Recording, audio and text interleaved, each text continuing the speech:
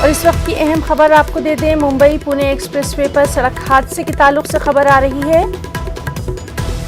तो अहम खबर इस वक्त की, मुंबई पुणे एक्सप्रेसवे पर सड़क हादसा हुआ जिसमें डिप्टी जीएसटी कमिश्नर समेत 2 अफराद हलाक हो गए हैं। हादसे में 2 अफराद शदीद जख्मी भी बताए गए हैं। सुबह तकरीबन 8 बजे यह हादसा पेश आया है। चलती इनोवा कार का अचानक टायर फट गया और कार ट्रक से जा टकराई।